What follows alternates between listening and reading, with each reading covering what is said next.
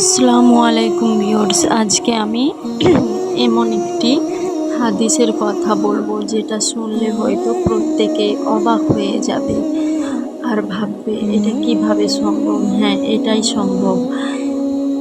নূরের টুপি যিনি পাবেন, নূরের টুপিও পাওয়া যায়, যেই নূরের টুপি কিনা সূর্যের থেকেও বেশি।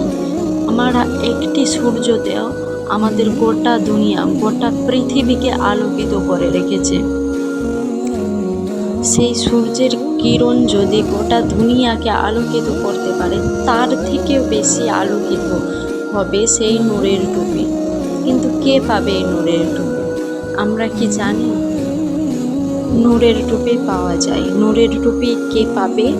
না, যারা কোরআন তেলাওয়াত করে, অর্থাৎ যে কোরআন পাঠ করে তার পিতা মাতা পাবে। হ্যাঁ, যে ব্যক্তি কোরআন পাঠ করবে নির্ভুলভাবে, মনোযোগ দিয়ে, আল্লাহকে ভালোবেসে, তার পিতা মাতাকে নূরের টুপি পরানো হবে।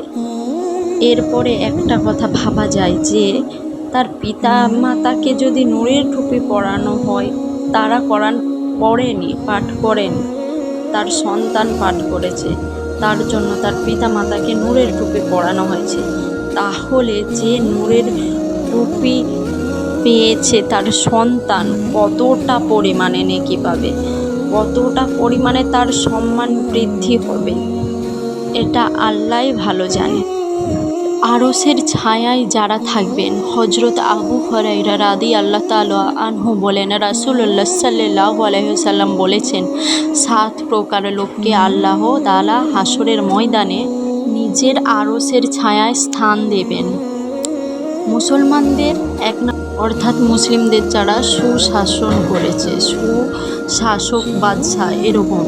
2 নম্বরে হচ্ছে সেই যুবক যে আল্লাহ তাআলার বন্দেগীতে জীবন অতিবাহিত করেছেন।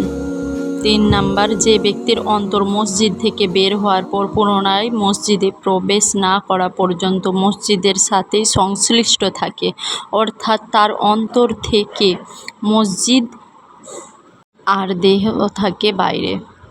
4 নম্বরে, যে ব্যক্তি আল্লাহর জন্য একে অপরকে ভালোবাসেন এবং সেই মহাব্বতের জন্যই তারা একত্রিত হন এবং সেই মহাব্বতের কথা স্মরণ রেখেই পরস্পর থেকে পৃথক হন। 5 নম্বর, যে ব্যক্তি নিভৃতে একাকী অবস্থায় আল্লাহর জিকির করে। 6 নম্বরে হচ্ছে সেই সুন্দরী মহিলা যে কিনা আল্লাহর ভয়ে নিজেকে লুকিয়ে রাখে এবং খারাপ কাজ থেকে নিজেকে দূরে সরিয়ে রাখে। 7 নম্বরে, যে ব্যক্তি এমন সংগোপনে দান করে যে তার বাম হাতে জানে না যে তার ডান হাত কি দান করছে বা কি করছে, মানে যে লুকিয়ে দান করে, এরকম ব্যক্তি। আজকের মতো আল্লাহ হাফেজ।